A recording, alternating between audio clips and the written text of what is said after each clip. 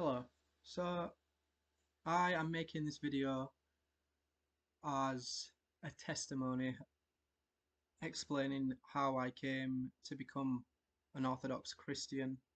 As anyone who's watching this probably knows, there's a video of me that went around recently, and it's a video of me serving the altar at my local church, and it's a video of me swinging the censer essentially, and it seems to have started some debate that I've seen around whether I was right to be doing that, whether I should be allowed to serve the altar with face tattoos. And that's more of the rational conversation that I'm seeing. A lot of the conversation that I'm seeing seems to be people saying that I absolutely shouldn't have done that. I shouldn't be allowed into the church at all with my tattoos, never mind serving the altar. And what I'm going to do first is quickly address that. From my understanding, from the people that have been telling me that until I remove them, I shouldn't be allowed in a church, or I come across as demonic and I'm lowering the standards of who can serve the altar and things like that. Um, the first thought that I come to when I'm seeing things like that is the crazy amount of verses in the Bible that would completely contradict everything that these people are saying. As when I'm there in divine liturgy and I'm helping our priest and our deacons, and we're in that beautiful moment of worship and preparing to take communion, I just don't believe that God is looking at me and seeing my outward appearance with the tattoos. I, I'm more inclined to believe that God is looking at all of us in the liturgy and seeing his hearts and what it is that the reasons that we're doing that. And I just struggle to believe that my tattoos are like a barrier from salvation. And having been baptized, I find it hard to consider the possibility that I am still in sin for having these tattoos. Um, the whole point of baptism is to be spiritually washed clean, I guess, and brought into the church, into Christ's body. And it's kind of wild to me seeing these people who seem so devout and knowledgeable flat out rejecting me from the church because of my sins from the past, when none of us are sinless. So it seems that it just seems to be people complaining about other people's sins while remaining sinful themselves, even in just the idea of judging me based on my appearance and that sort of thing. So I'm not going to say much more on that because I have no intention with arguing theology with people. Um, you know, I am. I believe that people that are working on the altar, say working, serving the altar, are the priests, the deacons, the bishops. I am under a firm belief that God has called them to that position. Therefore, I am under belief that God has called me to serve the altar, and I am extremely happy at the opportunity of being able to do so. Whenever I used to go to divine liturgy, I used to get this feeling, this really strong feeling that I wanted to be involved, and I felt this sort of calling to Christ to serve in that way. And it's one of my deacons that approached me and said that they also believe that I'm called to be doing that. So I'm going to take their word for it over a bunch of Orthodox Christians on Twitter, and that's all I'm going to say about that. Another thing that's come from that clip though is a lot of eyes on me, which I am trying to process. It's a bit of a struggle. I'm a very private person, so when I uploaded that clip, to my Instagram. It was simply just for my close friends to see what I was doing because I was proud of it. And it's like I went to sleep and woke up, and all of a sudden it had been shared thousands of times, and it's on Twitter. There's Orthodox priests debating things and uploading my clip to Twitter, and everyone reposting it and that sort of thing. You know, it can't be helped, but a lot of the reception I've had has been absolutely beautiful. It's been people, essentially the message that I'm getting is if I can if I can reach the church and I can worship God to the best of my ability, and I can serve the altar, then people are seeing that as sort of proof that God can reach anyone from any walk of life, which I agree with absolutely. You have to understand that before uploading that clip, I'd get like 7 or 8 interactions with my posts. Like, you know, I've never had any real intention to grow on social media or for my stuff to really go out there. So it kind of came out of nowhere. And as much as there is a lot of irrational negativity thrown my way, there's been like 3 times as much amazing grace and welcoming people commenting and following me and messaging me and stuff. And the thing that I've had a lot is people messaging me and they're interested in my story. Um, a lot of them tend to be, from what I've seen, it tends to be other people with very visible tattoos. I've had a few people with face tattoos message me and saying that they were the same as me when before I went to church. Like, I wanted to go for the longest time, but I believed that me walking into a church, I would be met with animosity and weariness, I guess. But as soon as the first time I stepped a foot into the church, it's been nothing but beautiful grace and friendship and such amazing people that got to know me before judging anything about me. Um, so to start the testimony, I have to go all the way back to being a child. Um, I don't really remember much of being a small child. I have the odd tiny snapshot, I guess, like screenshots almost, of me being young. It's super scattered, and I don't even know when these times were, but I just have the odd image in my head. And this is up until the age of like 13, I think. Um, when I was, well, I'll start with the family. So I grew up in a non-religious home, in a non-religious area. Um, you know, the culture that I was around didn't seem to have even the tiniest piece of God there. It was very atheistic, and it was a rough area that I grew up in. A lot of people were struggling financially, and there were a lot of crime and a lot of drug addicts and homeless people. Um, so I was never actually really introduced to the concept of God by anyone around me. I kind of just I'd have this fleeting thought every now and then of, you know, who made all this, and you know, your very basic stuff. But this was when I was really young, and the I think the main life event that kind of led me to this was when I was this young.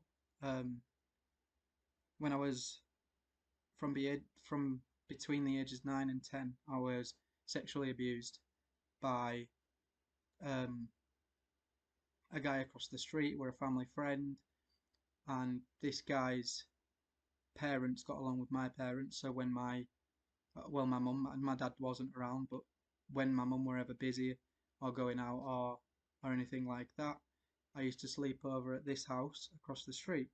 And you know, my mum's friend had a son who was considerably older than me at the time. Um, can't remember his age, but he wasn't a child, and I was like 9. And over time, he essentially manipulated me into these, sexual situations, and it were essentially everything you can think of. Really, it was someone who he was someone who had basically manipulated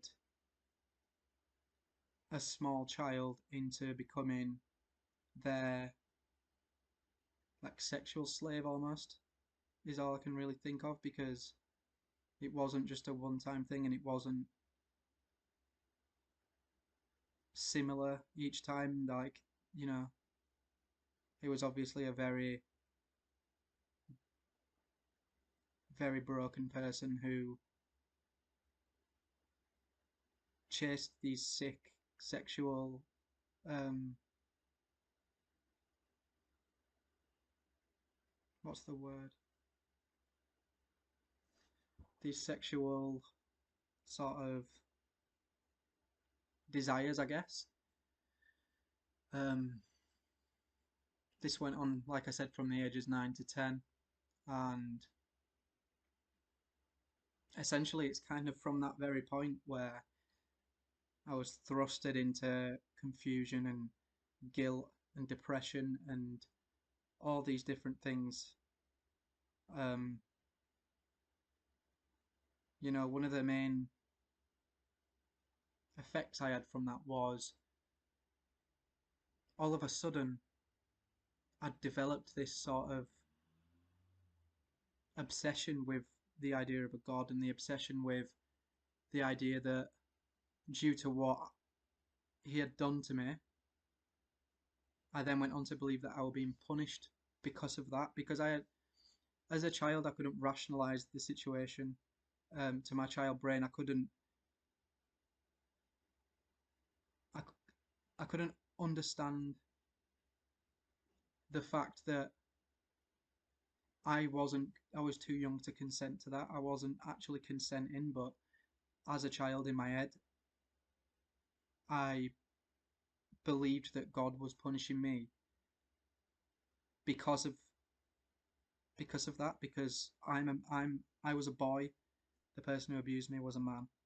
So I spiraled into this fear and anxiety that everything bad that happened to me from there on was God punishing me for what I did with this guy.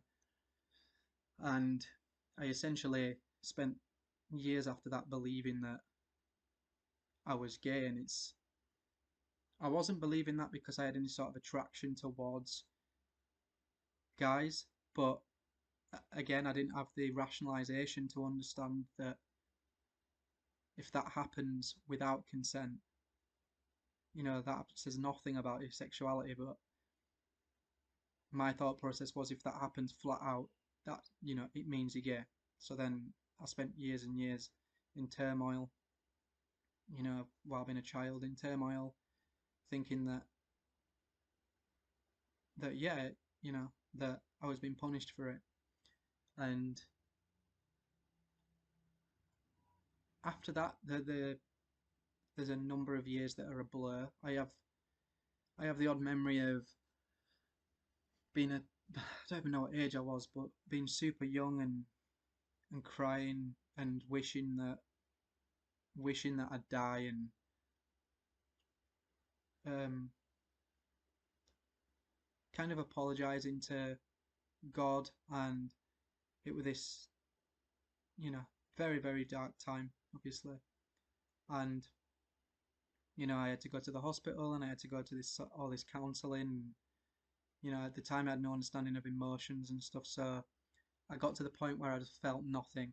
And as a child, I believed that what had happened is, when I'd gone to the hospital, they had like taken my emotions like surgically. Like, it's a strange thing, I know, but anyway, fast forward from that, and I completely blocked it out for years.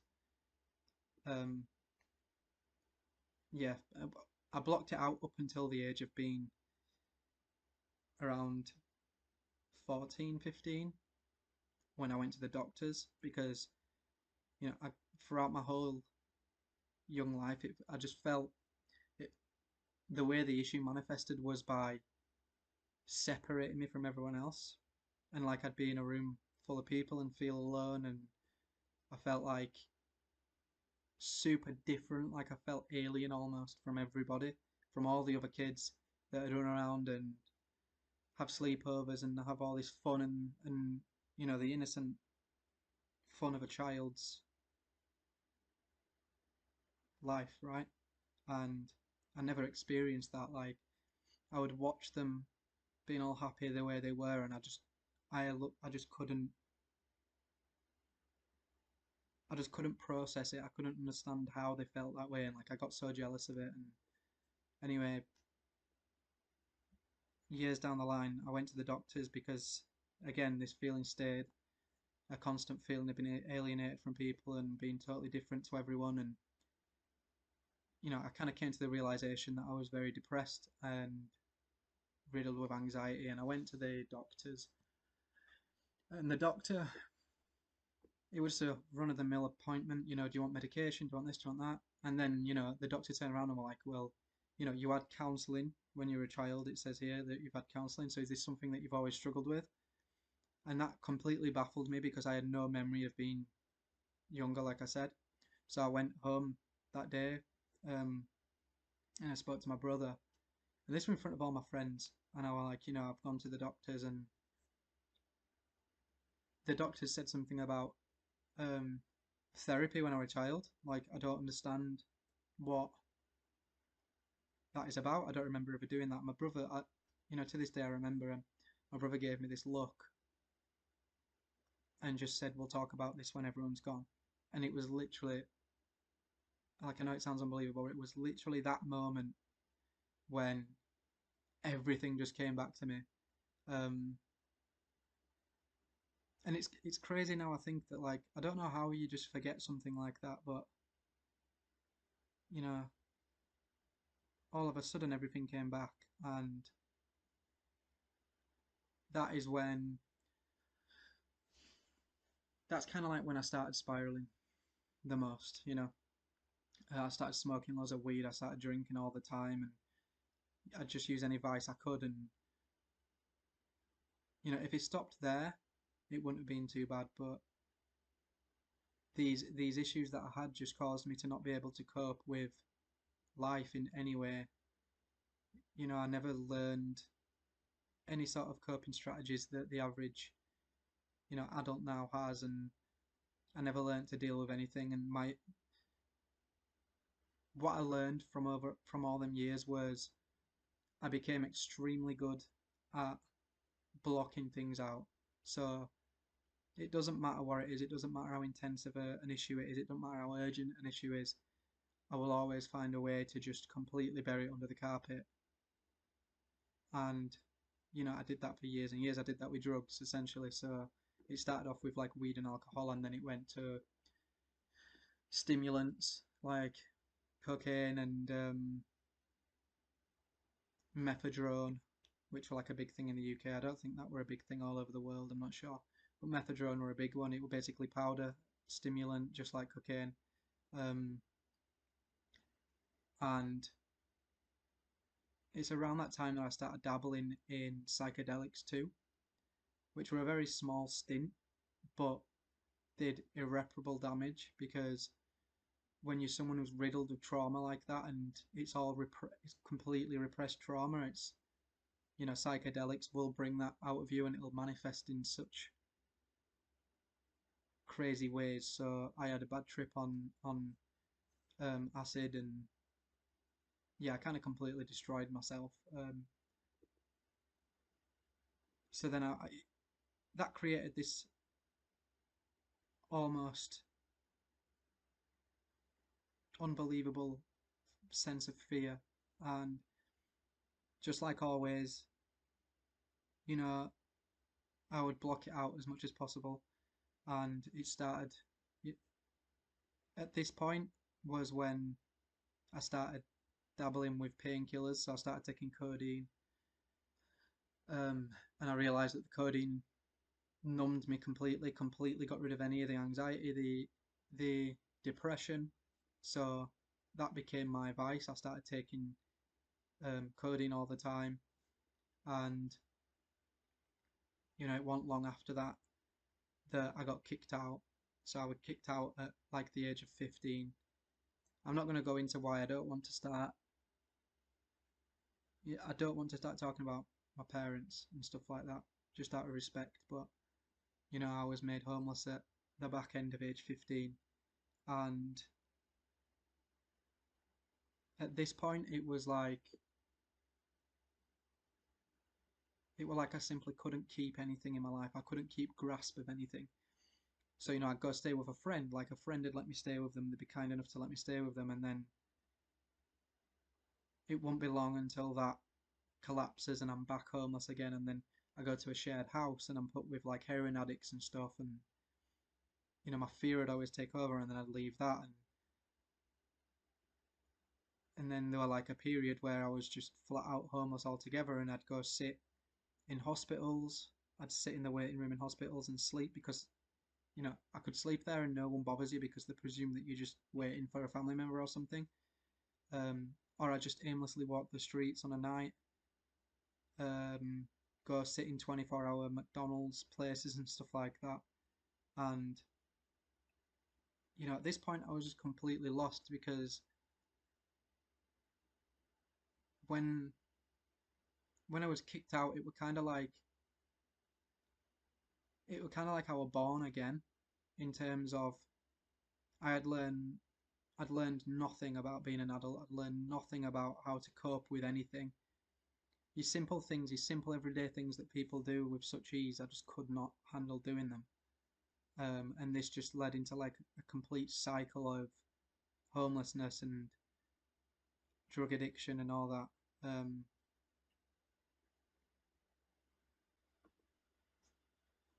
At this point, I was like an agnostic atheist, while in the back of my head, at all times, I had this nagging feeling that there was something that was controlling things that were happening in my life, but it was a negative thing. So it's just like when I was really young, I thought I was being punished or I'd been cursed, or I just had this I just had this weight that I was carrying everywhere that was so heavy, and it started to feel like a spiritual thing. But I'd just bury that, and I think subconsciously I buried it because at the time, if I didn't bury it, then I had a lot to answer for and a lot to think about, and I around that time where I was, and I think it's still the same with a lot of people now, but you kind of led to believe as an atheist that there is zero proof, zero evidence of Christ, and it's crazy because I'd never even consider it. My instant reaction was just, no, it can't be true. It's impossible. Simply that. And you know, at the time, I had friends that would reach out the hand and help. I had friends that would like occasionally give me money and occasionally let me stay at theirs, and I just had zero drive to help my situation. Like 99% of my mental resource was going on just keeping going in any way possible. Um, and drugs, again, drugs enabled that.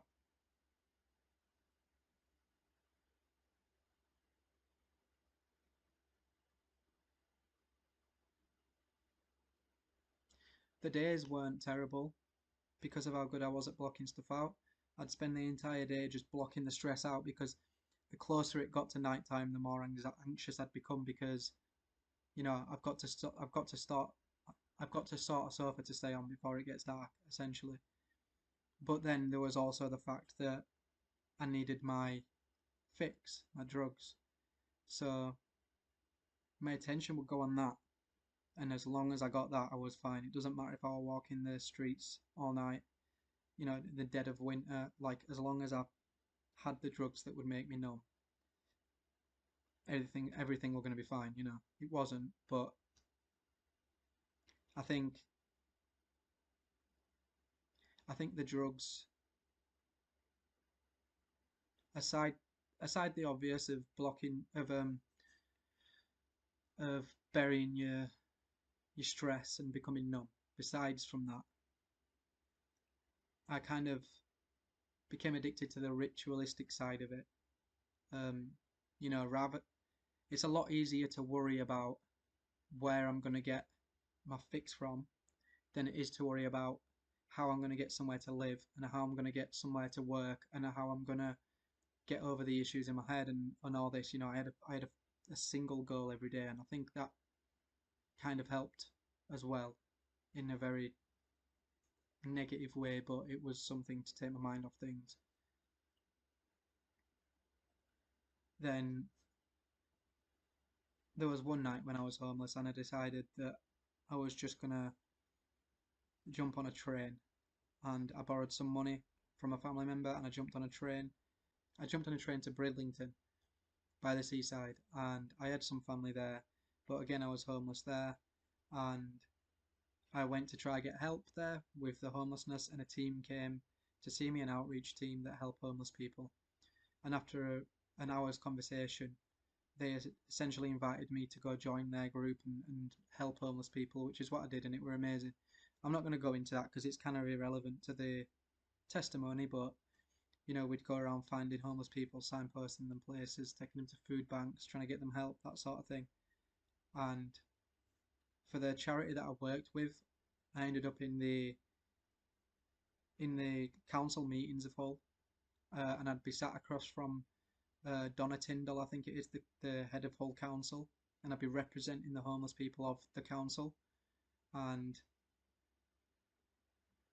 I'd be putting forward ideas and how we can help decrease homelessness in Hull, and I realised it was all complete politics. I was constantly berated, told to stop enabling it and all that sort of stuff.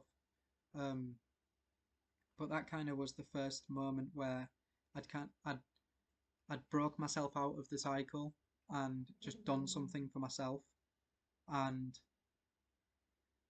it helped tremendously. After a while, I came back to where I was homeless originally, my hometown. I came back, and as soon as I got back, I just I just dived headfirst into the drugs again, and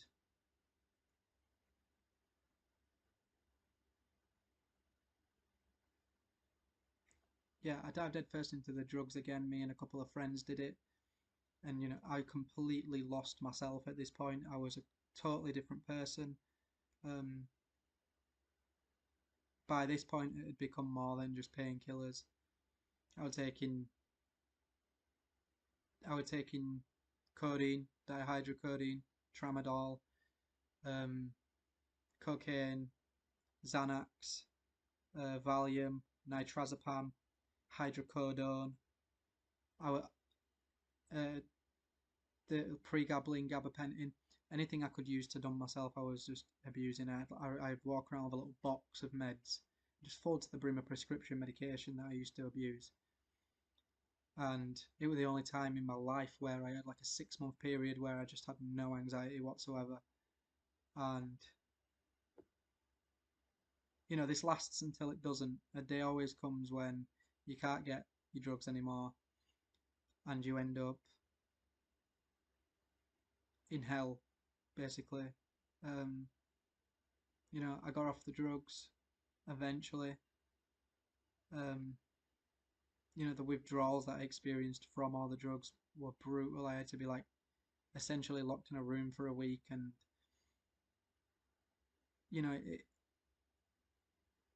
it really is one of the most difficult things I think a person could experience is the hardcore withdrawals of certain drugs. But after I sorted this out, and I say I sorted this out, I didn't get completely clean, but I became way less destructive of myself. And at the time, I met someone and we went to a relationship, and for a few years I was kind of building on myself and kind of coming more towards the straight and narrow, although I never at this point I never stopped drinking like lean and taking benzodiazepines. It wasn't every single day, but it was still there.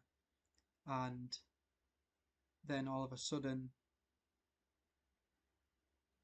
you know, it's crazy to think, but all of a sudden I had a child on the way, um, and it were absolutely terrifying because I have a few very brief memories of my dad, like he left. So my worry was I had no idea, I had nothing to reference from in terms of being a good father. Um, so it did terrify me. But then I also, throughout all these years, I wasn't delusional. I was very aware of the fact that if I keep going, I will, there's only one way it goes from there. Like, I've had friends that have died from overdoses and doing other things with drugs, and, you know, it's a crazy thought knowing my child was on the way while simultaneously knowing that, I knew deep inside that I wasn't going to be able to just stop. And for a little while I did, until, we settled down and my son was a few years old and the stress started piling again, and I go right back to feeling the weight on me, and I'm really underestimating how I felt. It's very difficult to explain, but it was just this profound tiredness, and um, I'd completely given up on the possibility of being a happy sober person. It was just so far from my grasp that I just genuinely didn't think it was possible. um, and after I did get clean for a little while, and then I relapsed, and I get clean for a little while, and then I relapsed, and it's kind of like every time you relapse, or for me, every time I relapsed, when I came back, things were just twice as bad. So it's like I'd relapse, I'd get clean, I'd relapse, and I'd end up taking more than I was before. Then I'd get clean, and it just kept going like that. Um, and then the last time that I relapsed, and I was a full blown addict again for like 6 months. Let me just say, all along, I was really, really, really good at hiding it. So, you know, my partner didn't know, my parents didn't know. Like, I was so good at hiding this drug addiction. But, it gets to a point where you can't hide it anymore. And the thing that really affected my addiction was the boom, because of like the American music scene, there's certain drugs that just exploded in price. And, back when I was first an opiate addict, you could get opiates dirt cheap off anyone who's got a toothache, who's been to the dentist, sort of thing. But it came to this point where all of a sudden it was super expensive to get these drugs, and I just couldn't afford them. So,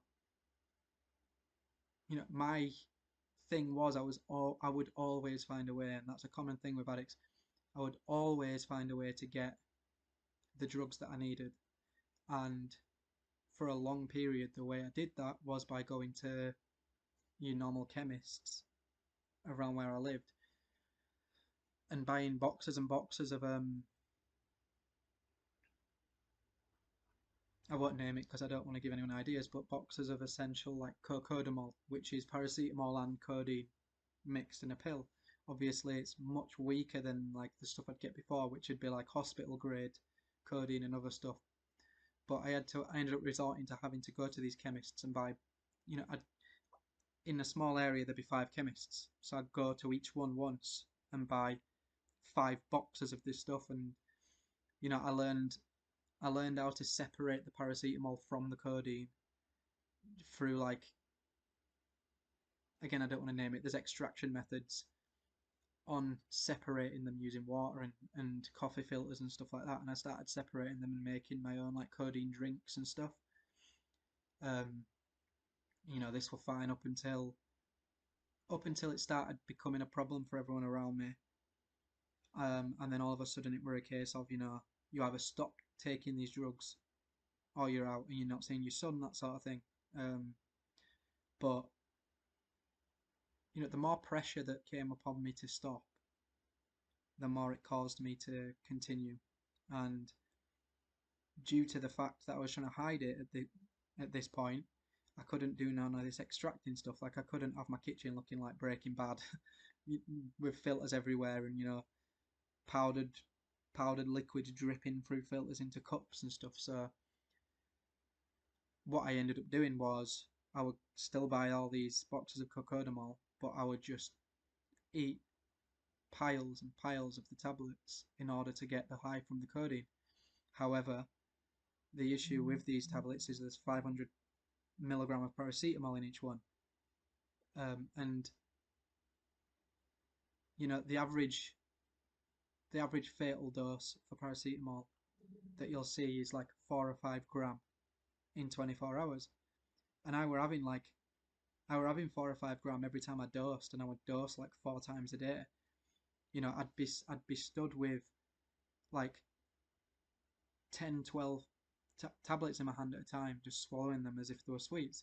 And it got desperate enough that I would go into these other chemists and buy an ibuprofen and codeine, so then I could take 16 of each.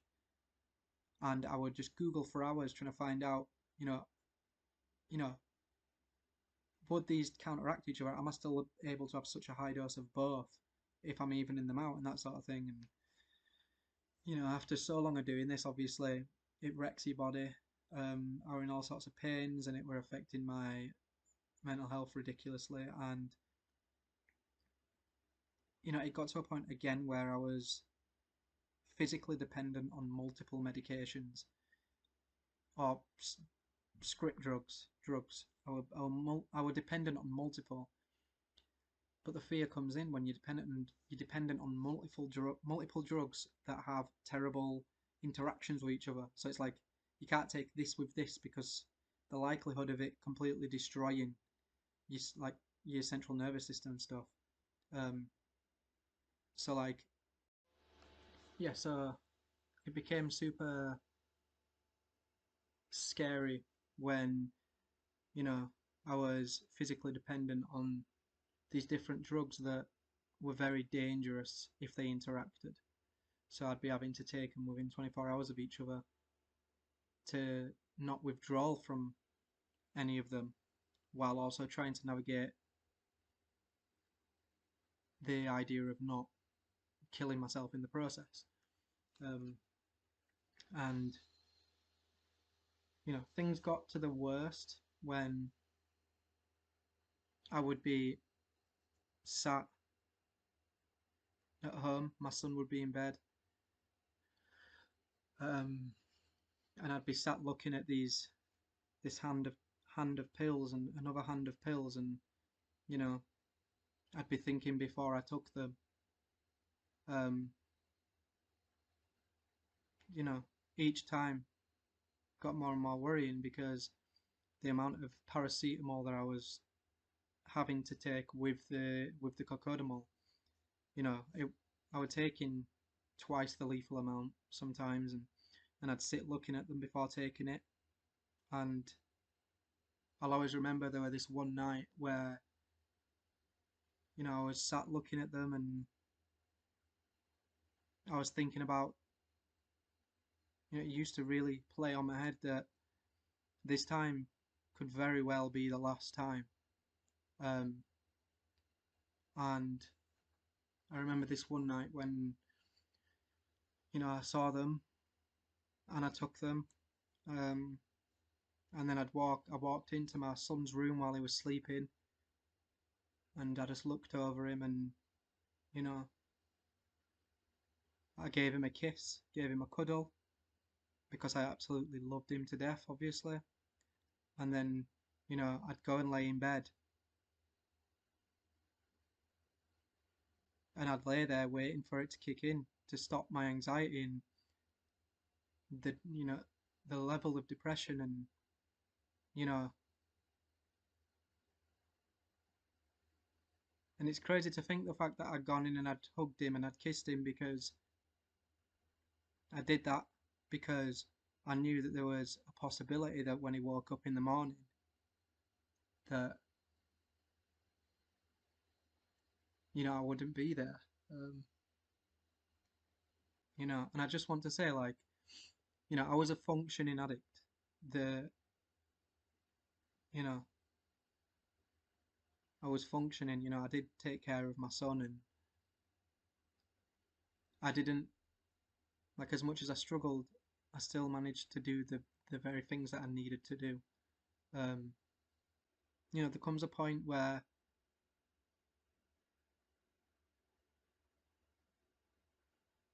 at that in that moment of my life, I was constantly hugging and embracing my son because I was very aware that what I was doing was literally like playing with my life. Um, and it never came from a place of not caring about my son. It came from a place of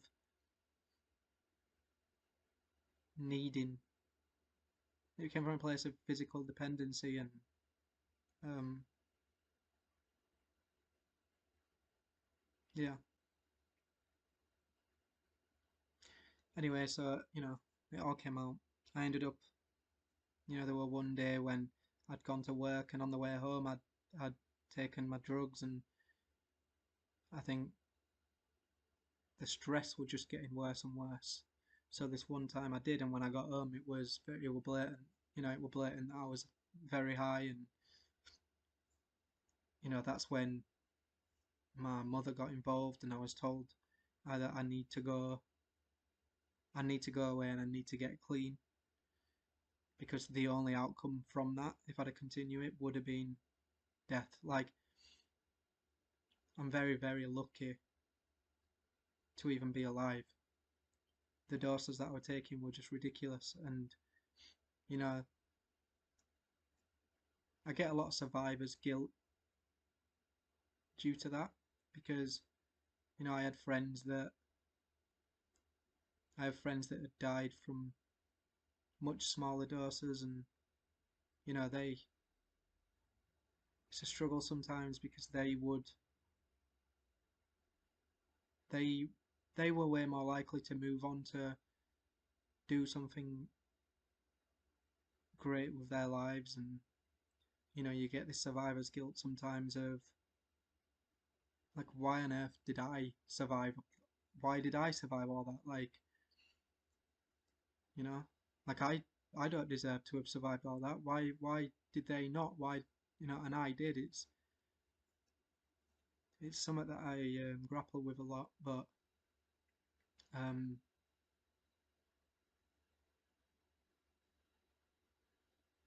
it's around that time when I finally had some sense knocked into me, and you know I went to I started going to groups, Narcotics Anonymous, and I started you know seeing a drug worker, and yeah, it helped. It did help a lot, but at this point, I still didn't have God.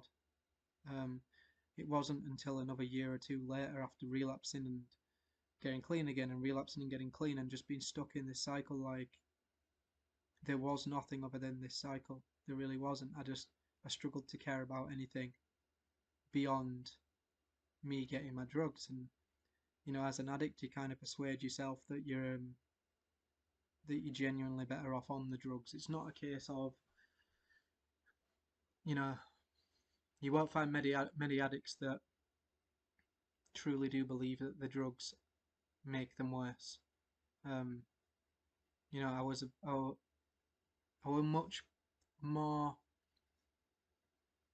social and you know seemingly happy and funny, and I was always the class clown in school, and you see it's a very common thing with people where these people, including myself, that were so lost inside, who, they project this outward appearance of being so like happy-go-lucky and being so funny and all this, but really it was just my way of begging for some sort of validation from people, and I felt like, the drugs, especially the benzodiazepines, the anti-anxiety drugs, I'd convinced myself that they made me a better person to be around, and they made me a better boyfriend and a better dad and a better friend, and um that was the most difficult thing to let go of, I guess. But I would go to these meetings, and that was when I had my first real thought about God, um, because I'd listened to these people telling the stories, and 9 out of 10 of them would always say, like, I was praying today, and like I found God, and I had this real attitude of, like, I don't know. Still to this point, I was still very prideful, and I would sit in that room thinking, like, I'm not one of you guys. Like, I shouldn't be here. Like, you guys are crackheads, and you guys are heroin addicts, and I'm not heroin. I never touched heroin. I never touched crack. Like, I shouldn't be here. And I'd think, of course you found God. The classic cliche of getting clean from drugs, and all of a sudden you find God. It's like, for me, when I saw that, it just took all it took all the like realness out of it. I just really thought, you've all just sat and told each other that you found God, to the point where each of you just turn to that as well, because you believe that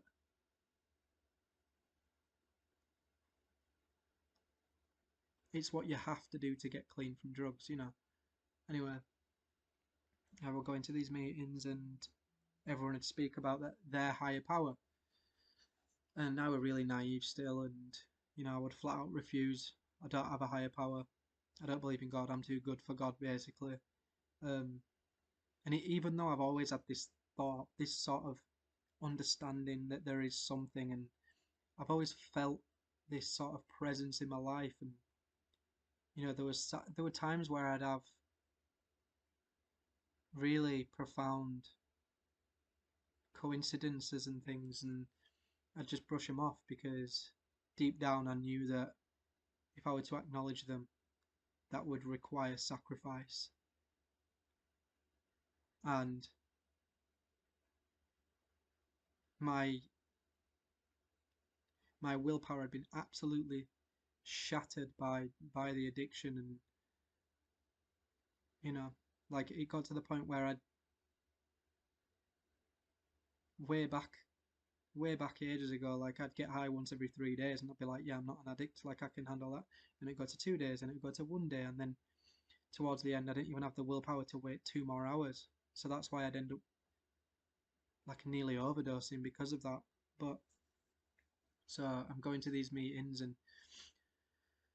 um yeah, I get clean for a little while, and that's when all of a sudden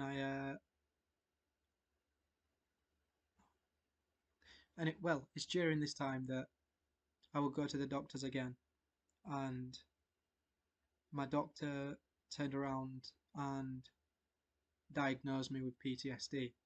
So, that kind of helped a lot, because I never knew why I struggled with everything that everyone else seems to be so good at, and everything that seems so simple and easy to everyone else. Like, there comes a point where I just believed that I was just lazy and useless, like, and that's the reason why I struggle with all this stuff. Um, and it is helpful. It is helpful to be told Like I wasn't told, oh no, you're fine. It's just the PTSD because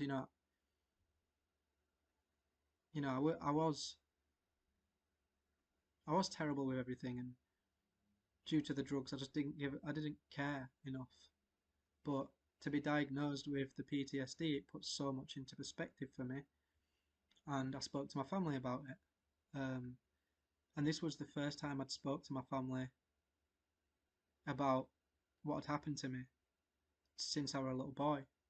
So they had no idea I even remembered this, like because I'd kept it that hidden. I'd never spoke about it. Um, and that were a big part of it for me. Kind of for the first time, bringing the issues up to the forefront and talking about them. Um, and there was one night where my anxiety just got that bad. Like I was just in a constant state of crippling anxiety, and it affected everything. And it's a vicious cycle because I'd become so anxious that I couldn't do anything, and then from not doing anything, the pressures would build around me for everything that I need to do, and it'd just be a vicious cycle. And this one night, I decided to pray.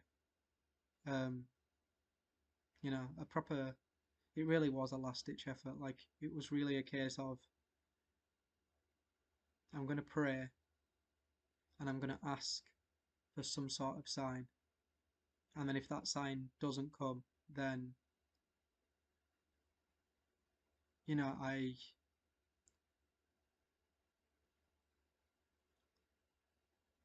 kind of came to terms with the fact that if that sign didn't come, that I wasn't going to survive much longer. Um, because, like I said before, each time I relapsed, it just got worse, and I needed more. And there comes a point where you really do understand that you're really pushing it, and there's only one way that goes, and it's not good. It's not, and it wasn't a case of I might die sometime down the line. It was a case of if I cannot if I cannot shed this weight that's pressing down on me, and I cannot learn to deal with this without the need of substances, then there wasn't a future. You know, growing up through everything that I did go through, there was always this feeling of, there was always this almost creepy feeling of, you know, I'd think about my future and I'd think, is there a future in 5 years? You know, the possibility of stopping these drugs and sorting my life out just felt like such a monumentally impossible task. I just didn't know where to start. And there's just so many different layers to adult life, and attempting to finally learn to be an adult in your mid-20s is just painful. And I understood that, you know, I'm going to call out for God, and if I don't get an answer, then I was ready to accept that it was going to be the end of the road for me. Um, you know, and when it comes to the tattoos, like these are all, I got these when I were in the height of my addiction, and I'm not sure. It were my way of rebelling, I think, in a way. Um, I don't know, that's like cringy, but it sounds strange, but I felt so different to everyone else that I started to kind of thrive on that, and I started to go with that, and you know, it were a part of me regaining my identity, I suppose. But around this time, I prayed to God, and I essentially just said, like, if there is anything, if you are there, if there's anything listening, like, give me a sign, because I really need something. I just need something. Like, I just couldn't do it anymore. Um, and then the next day I was walking to my local shop. I'm in quite a rough area, and I had two guys come up to me and start talking to me. And one of them pulls a Bible out of his bag and is like, I don't know, it was so strange. They both looked at me, and one of them just said, "You need to read the Bible. You need to find God." And I remember thinking, like, that's pretty wild. I remember thinking, I've never ever seen these Christians in my area before doing anything like this. Um, but I was kind of like, "Nah, I'm good." Like, stupidly, "Nah, I'm good." Carried on walking. I thought it was a bit strange. I never really thought too much of it. And then the day after that, I was in Leeds town centre, a different area, and I had people walk up to me again with the Bible again, and of course they passed me a Bible and say, "Oh, have you ever thought about um, God? And have you ever thought about reaching out and all this?" And I said to them, like, it's pretty crazy timing, because I did pray the other day, and you know, and they were very. It didn't surprise them at all. They were just kind of like, "Yeah, of course," and I was like, "Okay, that's strange." Again, carried on walking. Um, the day after that, I at the time I worked with autistic and schizophrenic adults, and I was taking a schizophrenic guy out for a long walk one day, and we were walking around this field, and it were really pretty and nice. And we walked past a little mud trail where you could see a few people have walked. It were like just stamped grass, and he stands and he's like, "We need to go down there." Um, and I turned to him and I laughed, and I'm like, "Why?" You know, like, I understood he's schizophrenic, so I'm not going to be like, "No, we don't." But I turned and I was laughing. I was like, "Why do you want to go down there, mate? There's no there. It's a dead end. I can see it. It was just a trail and then nothing." And he was just like, "Trust me, we need to go down there." So I went. We started walking down, and we got to the end of the trail, and he just turned and pointed at the floor, and he was like, "Look." So I'm like, "What?" I walked up and I looked down, and it was just a little metal, like, medallion sort of thing with Christ on the cross in the middle of this circle of stamped grass. Um, and yeah, it's proper really shocked me. And I picked it up, and then we started walking back, and it were like, from that day I started taking faith very seriously, and I started looking into it, and um, that's when I kind of came across all the evidence, the evidence of Christ, the evidence of certain miracles. And it's the one thing that really changed me, and the one thing that really did put a seed in my head, was reading about all the people that got put to death in the most brutal ways, while being asked simply to just denounce their faith in Christ, uh, and how none of them did. And some of them were put to brutal torture, some of them were crucified upside down, beheaded, all this stuff. Yet none of them would simply say, "I'm lying." They would continue saying, "I know, or I saw with my own eyes," when it comes to Christ's resurrection. Um, and that's when I got really deep, started reading scripture and stuff like that. Um, and it helped. It helped for a while, but because of the way I am, because I tend to get really, really obsessively into things, and I won't focus on anything else, and I'll do that for until I exhaust it, and then I'll never think about it again. So I expected this to be the same story with my faith. So I started feeling my faith, and I started praying and talking to people about it, And a few weeks later, I went straight back to nothing, taking drugs, not thinking about it. And a few months go by, and I feel stuff pulling me in again, and it were like that for a little while, um, until there was one day where I got up and I just decided to go for a walk by myself. Decided to go for a walk, and I plugged my earphones in and I listened to some like sermons and stuff, like just really general stuff. Um, and I started looking into like the finer details of the story of Christ's resurrection and his crucifixion and stuff, and I just felt for this first time, after years and years and years of the most debilitating, exhausting anxiety and slave ownership to substances and all this, I just felt this incredibly pronounced, incredibly profound feeling of connection and acceptance and love. And all those years, all I needed was to be just told, like, it's okay, and things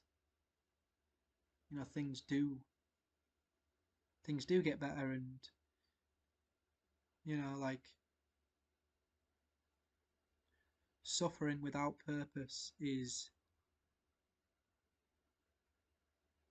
hell. So I can genuinely say it was the first time in my entire life where I had this thought of, it doesn't really matter how hard things get, because these issues that I'm having are so small in the grand scheme of things, and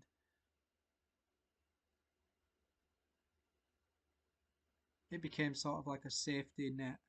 It doesn't matter how hard things get, because you know I've got Christ and Christ's love and Christ's acceptance. Um,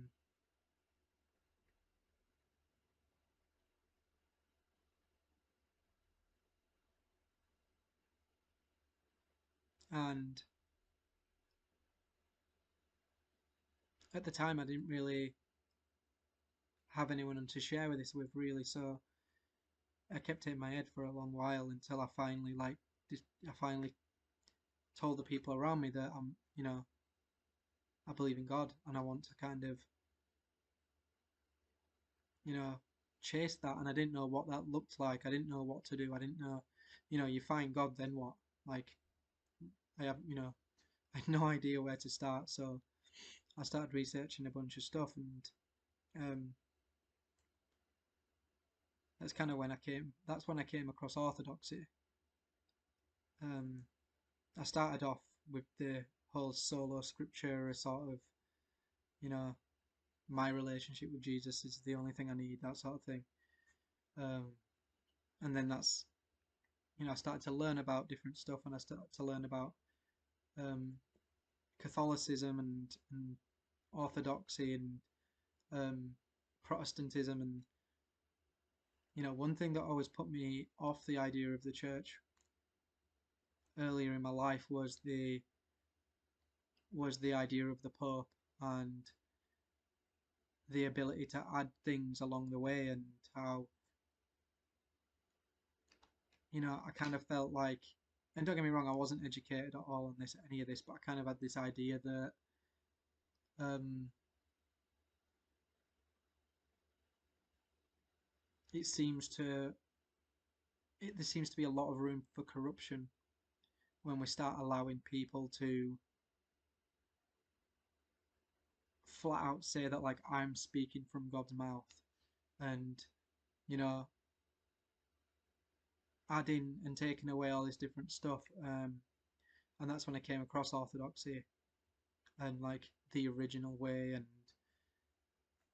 I really loved how, to me, it just made sense to worship God in the way that they did originally. Um, I wasn't really clued up on any of the really specific theological arguments and issues, but I did learn a few of them when I was an atheist because I'd watch a lot of debates and I'd love the atheist that wrecks the Christian and all that, and it's not none of it was coming from a place of education or anything like that, or even none of it was intellectual. It were more just I just completely ignore the Christian side, but really listening to the atheism side. Um, but yes, I started checking out the different denominations and whatnot, and I really did like what I was reading about Orthodoxy, so I decided to contact a local Orthodox priest. I googled it and I went and checked them out, and I went to speak to them, and I sat and basically just blurted everything out to them, and um, they were very they were very supportive, but and this is no insult to them or anything, but I was never really given a direction to go in, I guess. Um, so I kind of backed off that for a little bit, and I just carried on reading and I carried on learning, and um, I met my new partner, and our relationship was our relationship kind of showed me that there is positive things to look forward to, and things are things aren't always so dark. A big part of PTSD is this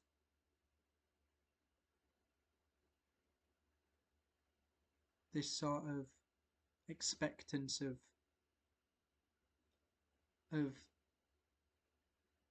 pain and suffering, and I was so deep into this pit of depression that, like, the idea of being in a happy relationship was so out of my realm of thinking, and meeting my partner, um, it really did show me that there is still, there's a lot of beauty. There's a lot of beauty in the world. There's a lot of positivity if you've just got to kind of find it. And it was our relationship and how beautiful it feels kind of motivated me to really keep searching into this this this need of a connection that I had with God. Um, so yeah, this relationship taught me a lot straight away. You know, it kind of taught me that I am worthy of love, and I can give love, and um, at first my partner wasn't down with the whole Christian thing, but I was starting to talk about it more and more, and I wasn't doing it in a way of trying to force it down her throat or anything like that. But after a while, she started to, this is words from her mouth, she started to understand that there's a lot more to it than just people going to a church on a Sunday and eating crackers and drinking grape juice and then going and doing whatever they want all week. Like, she started to see the beauty behind it too. So we made the decision to go and find a church together and really really delve into this like feeling that we had of wanting to build a connection with God. Um, and that's when we found a lovely little Orthodox church that's like an half an hour drive away from us. And we went there, and we were so nervous going in at first. And obviously, like, I were really nervous just because of my tattoos, and I did think that I was going to be judged, and I did think that I wouldn't be taken serious. But from the second we went in, like, everyone was super friendly. We really got along with everyone. we'd stop after Divine Liturgy and have conversations with everyone, and we built these friends, and we and the more we went back, the more questions I had for the deacon and the priest and whatnot. And we spoke to them, and we wanted to start the catechism, and we wanted to really do it the proper way. And that's when a big focal point of our relationship became our thanks to God, and we really wanted to have that essence of God in the relationship. And that's when we went through the catechism together, and we ended up being baptized into the Orthodox Church. Um, and like when I go to the Divine Liturgy, there's certain parts of it that it just swells me up. Like I just cannot help but cry sometimes, because again there's this feeling of such acceptance and forgiveness that I always refuse to give myself. Um, I never accepted myself. I never loved myself, and I never knew how to do that. So I'd just take drugs because I couldn't live with the shame. Um, and the suffering that I felt, that I went through, I now understand is the suffering that I needed. That led me to the church, that led me to getting baptized, um, and yeah, we keep going back, and got quite close with the people there, and you know it's amazing, and it's a huge part of our life now. And one day I went and spoke to our subdeacon and our deacon about just general things about my baptism, and that's when they approached me, and essentially one of our subdeacons told me that he sees something special in me, and I personally don't see it. um I still struggle with the self-worth and stuff like that. I'm working on it, but I get, as soon as he asked me to, I got a bit of imposter syndrome. Like, do I deserve to be able to? Do I deserve to for this person to be calling me special? And the more we spoke, the more he told me he believes that I have a calling, and that's when I was asked if I want to serve the altar with them during Divine Liturgy, and it was difficult. Like at first, my instant reaction in my head was just like no, um, because no matter how much I go and no matter how much I say and do, and I just always have this imposter syndrome. I always have this feeling of I'm not worthy to do this. Um, and it's not until I really thought about what it is, and how it wasn't just a case of being asked, can you just help us? Like, you know, I feel like it's a calling, and I feel like I finally started to understand that every bit of stress and every bit of suffering and every bit of anxiety and that has led up to this, and you know it's like I've been destroyed and have come back new, with an understanding beyond myself. And you know so I've been serving the altar for a little while, and I love it. And I just love feeling like I'm doing something for God. And yep, that comes to the video that everyone's been sharing about and seeing. And then that's when we come back to the video that everyone's sharing around. You know, this one day the subdeacon and the deacon were both unable to make it for various reasons, but I was serving the altar and the priest were preparing the holy gifts, and it was a struggle because there wasn't many of us. And I got handed the censer and I got asked to go and you know swing the censer behind the priest while he was preparing the holy gifts. It went on for about 10 seconds or something, and then I went back in, and I'd never held it before that, and I've seen a lot of people talking about it, saying, "Oh, under certain circumstances, this is okay, but you shouldn't be doing this. He's just an altar server." But no one tends to actually consider the fact that it was those certain circumstances. It was specific circumstances. Our priest is super old and struggles with a lot. Usually the deacon helps him greatly and the subdeacon, but they weren't in.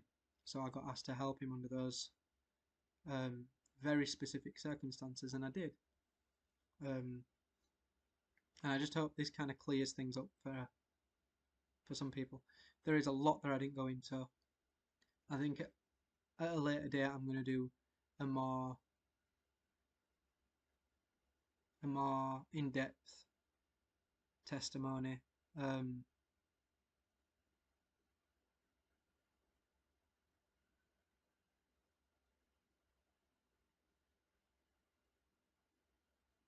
yeah, in the future I'll do a more in-depth testimony. There's a lot that I had to leave out because I'd be sat here talking for hours and hours. Um, but yeah, I really appreciate all the messages. I really appreciate all the very positive comments and people that have been super, super nice to me and supportive. And, you know, it's all absolutely beautiful. But at the end of the day, I take zero credit for any of this. Like, I understand that people are seeing it and seeing my tattoos and seeing it as like some sort of image of salvation, that even people like me can be saved, and I agree with that. But the whole thing of me serving on the altar and stuff, like, I didn't do that. It wasn't me. You know, all glory to God and all that. To Yeah, I take no credit. I was taken there through the grace of God, through the grace of the people in my church and the the beautiful priests and deacons, and yeah. So I appreciate you watching this. I apologize if I'm a bit nervous and weird. I'm really usually not this vulnerable, but hey, hopefully it'll clear things up for some people. So yeah, thanks for watching.